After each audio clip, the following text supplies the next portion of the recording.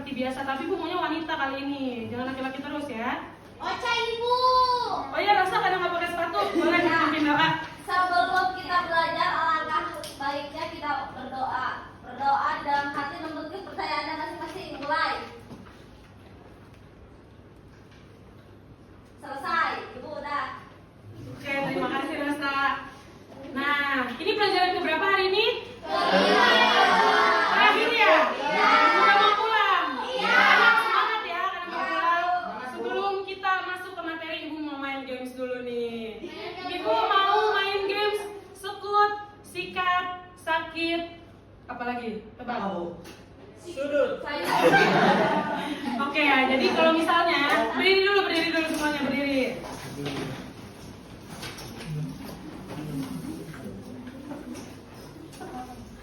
Oke, kalau Ibu bilang sakit, kayaknya kalian begini. Sakit gitu. Kalau Ibu bilang sikut, gini. Kalau Ibu bilang sekat, kalian gini. Kalau Ibu bilang sakit, Ibu bilang sikat, ambil barang apapun yang ada di meja kalian. Jadi dibagi jadi 3 dulu ya, dibagi 3-3 nih. Jadi satu meja gini nanti rebutan waktu sikat. Gimana? Mengerti? Semuanya udah mengerti? Dibagi 2, dibagi 3 boleh, yang penting satu meja nanti rebutan ya. Oke, kita mulai. Konsentrasi dimulai. Oke. Sekat. Wah, Rosa nih, waduh. Ayo, fokus ya. Sekat tuh gini ya. Gak apa-apa, masih ada kesempatan dulu ya. Oke. Lagi ya. Perut. Gak ada perut. Ayo, yang fokus dong. Yang fokus ya. Lagi, dimulai lagi. Sikut. Sekat.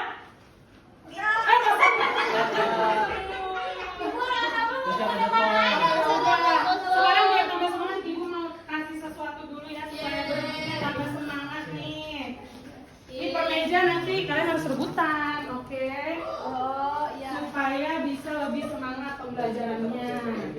Tadi sini nggak dikasih. Ibu di Oh, boleh sebentar ya. Boleh dioper ya. Dioper ya, dioper di belakang. Ada berapa orang? Ada berapa orang? Satu meja satu suci.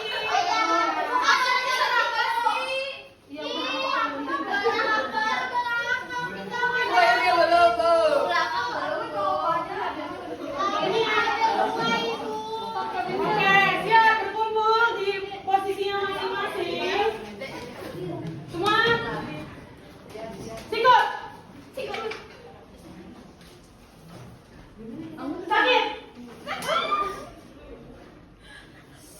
Sekat. Konsentrasi ya.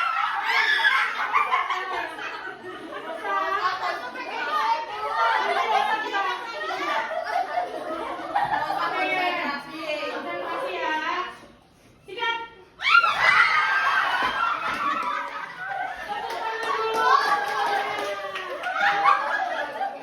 Sudah semangat ya ini ya? Oke, Ibu mau absen dulu. Oke, supaya mempersingkat waktu. Siapa yang hadir atau hadir semua hari ini? Alhamdulillah kalau hadir semua ya. Oke, sekarang Ibu mau memulai materi kali ini. Jadi, hari ini itu kita akan membahas mengenai materi literasi finansial yang merupakan subtema dari perkembangan ekonomi digital. Ini kelas 9D, betul ya? 9D ya? Jadi, kalau misalnya Ibu sebut literasi finansial, kalau Ibu sebut literasi, yang di kepala kalian pertama apa? Baca. Apa lagi? Buku. Apa lagi? Udah. Nah, jadi sebenarnya anak-anak, literasi itu tidak sesederhana hanya membaca buku. Jadi literasi itu adalah kita bagaimana kita mengelola informasi yang kita dapatkan untuk kehidupan sehari-hari kita. Jadi informasi berguna. Nah, kalau finansial apa? Keuangan ya. Jadi finansial itu adalah keuangan. Jadi literasi finansial itu adalah kemampuan dari seseorang untuk mengelola informasi yang akan berguna untuk kepentingan mereka untuk mengelola keuangannya. Udah mengerti ya apa itu literasi finansial? Sekarang Ibu mau bertanya soal keuangan. Di sini semua dapat uang jajan dari orang tuanya? Dapat ya? Oh ya. Mungkin nanti Egi bisa minta ke tantenya ya atau ke neneknya gitu. Oke. Di sini siapa yang dapat uangnya per hari? Per minggu? Per bulan? Wah, banyak juga ya. Sekarang Ibu mau nanya dulu yang per hari nih. Coba, apakah kalian menabung dengan uang kalian yang per hari itu? Boleh satu orang ceritakan, raise hand? Oke, Neng Dewi silakan diceritakan. Jadi Bu, aku tuh bekelnya dikasihnya per hari sama iya. ayah sama mama tuh dikasihnya tuh sehari itu 50.000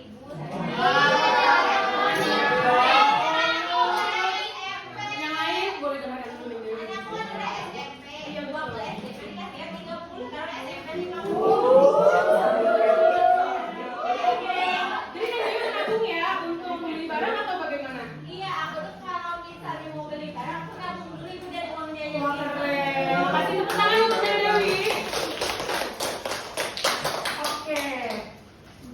Jadi sebenarnya kenapa sih literasi finansial itu penting? Ada yang tahu nggak kenapa literasi finansial itu penting untuk kita pelajari? Biar bisa nabung, Betul. Yang lain?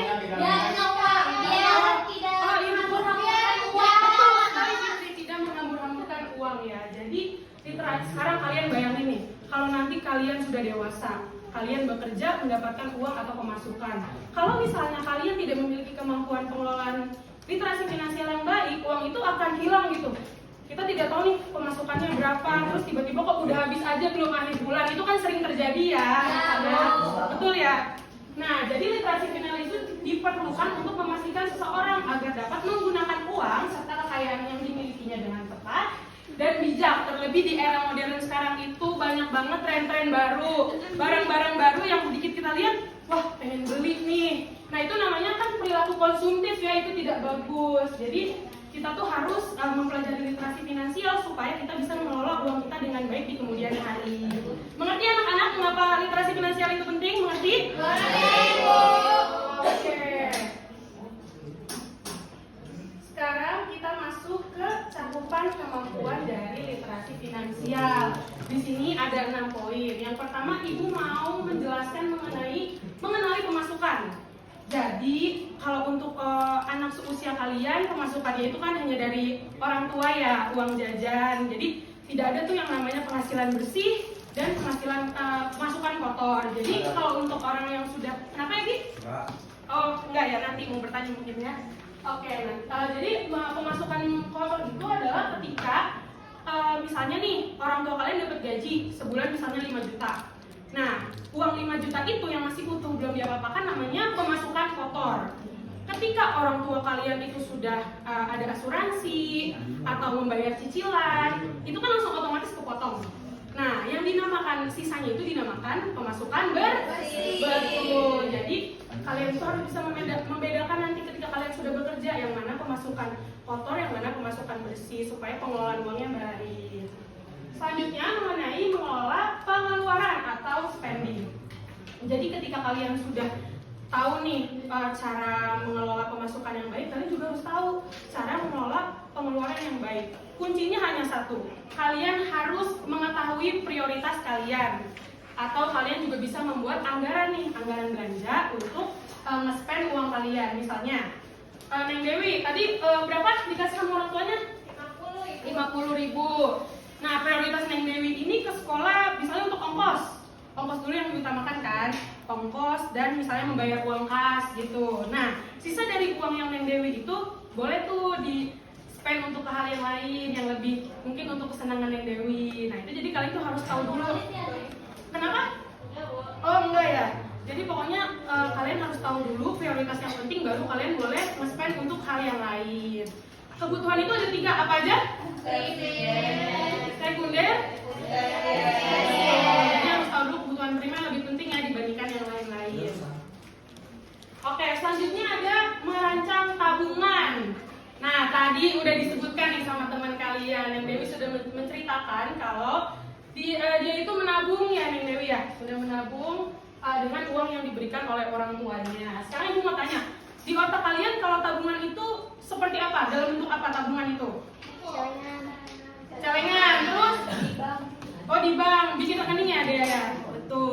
Jadi sesederhananya tabungan itu tidak hanya lewat celengan atau lewat rekening, tapi kalau misalnya mungkin orang tua kalian di sini ada yang menabung emas, membeli emas itu ada ya?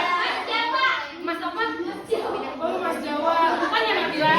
Emas batangan atau logam mulia seperti cincin seperti itu.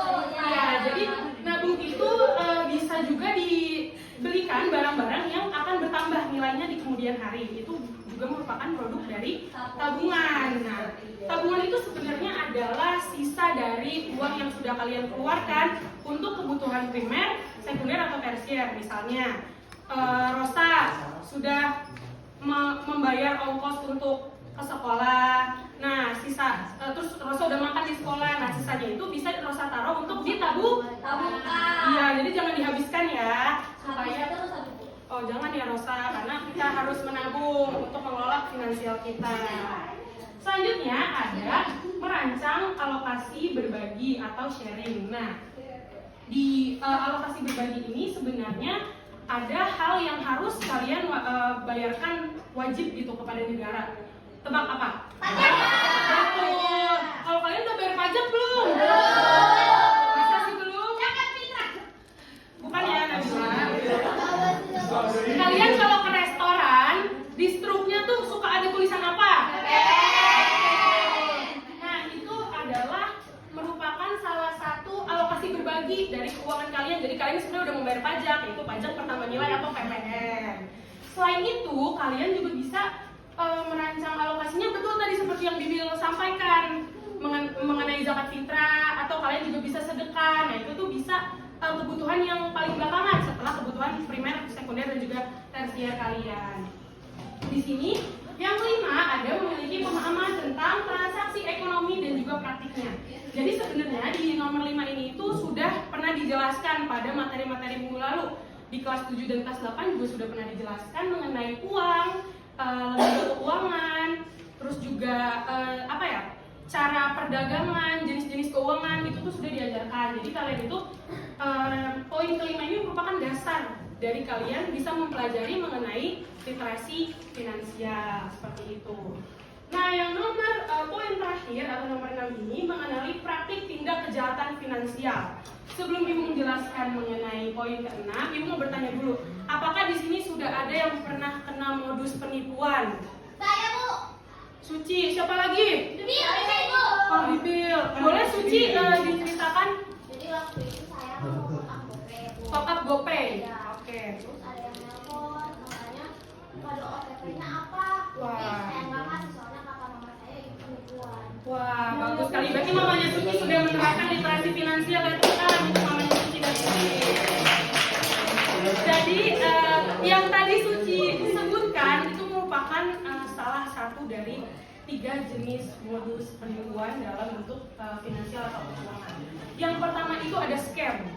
Scam itu adalah penipuan yang biasanya tuh di online shop. Misalnya kalian beli barang, kalian beli barang di Instagram, tiba-tiba barangnya nggak sampai, itu namanya kalian udah kena penipuan dalam bentuk scamming. Saya pernah Bu dulu. Oh pernah ya Egi? Ya, Egi beli apa Bu? Beli iPad Bu. Oh beli iPad, Ya, ditipu. ya ditipu. Oh gitu. Jadi gimana Egi kelanjutannya? Laporin polisi Bu. Tapi gagal ya, berarti memang itu modus penipuan, scamming. Oke, selanjutnya yang kedua itu ada phishing. Nah, di phishing ini itu sebenarnya persis yang tadi sudah diceritakan oleh Suci, di mana sang oknum penipu tersebut itu meminta data pribadi dari akun atau rekening yang kita miliki, misalnya kode OTP, username ataupun password. Jadi kita harus hati-hati banget nih karena oknum-oknum sekarang itu udah semakin pintar nih dalam melakukan modus penipuannya.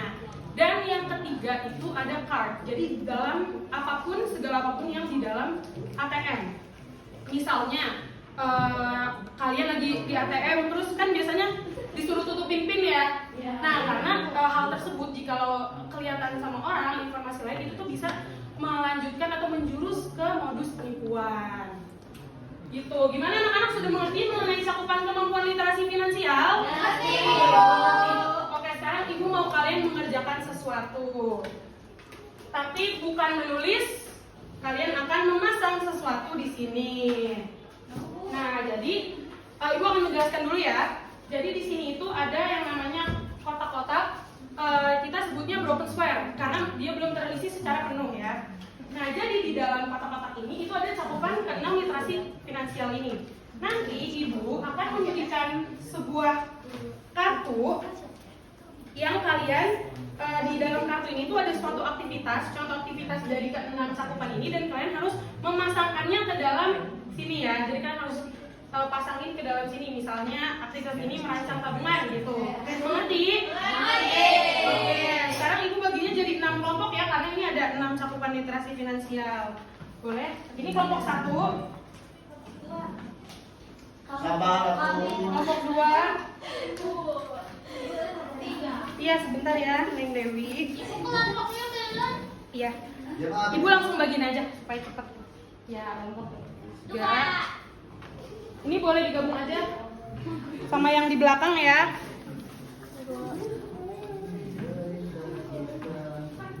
Ini boleh digabung sama yang di belakang.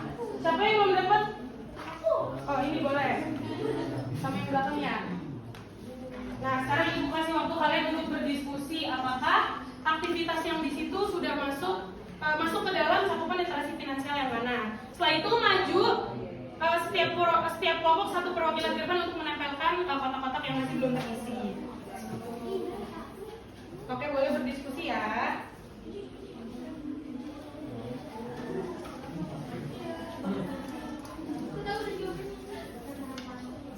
Apakah sudah berdiskusinya?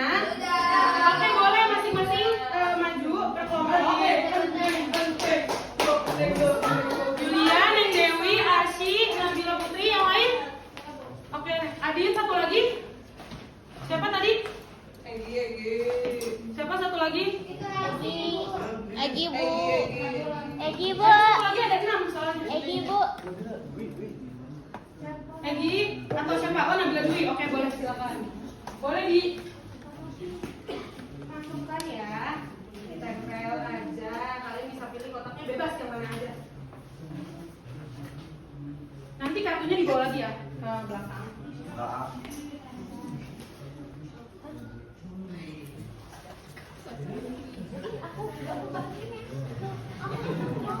Tempel ke sini Arsy di kotaknya. Iya.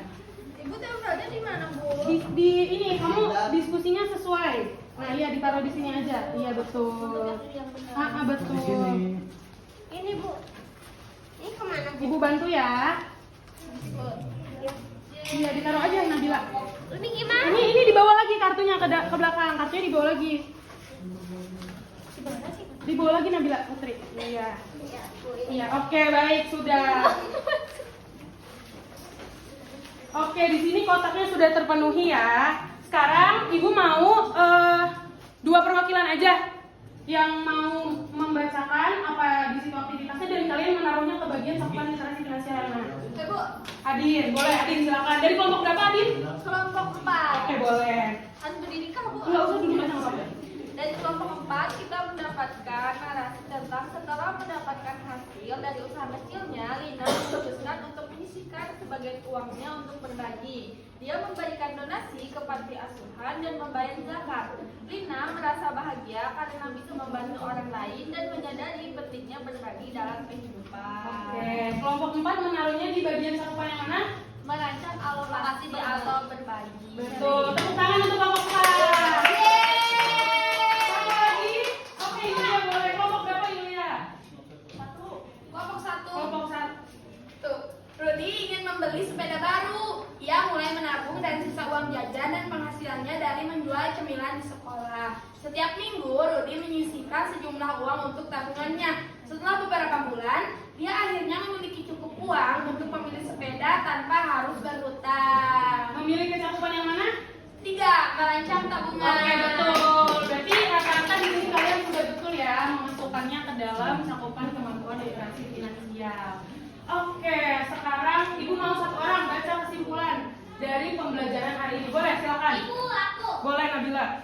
Jadi kesimpulan materi hari ini yaitu materi literasi finansial yang mengajarkan siswa pentingnya pengelolaan keuangan pribadi termasuk cara mengatur pendapatan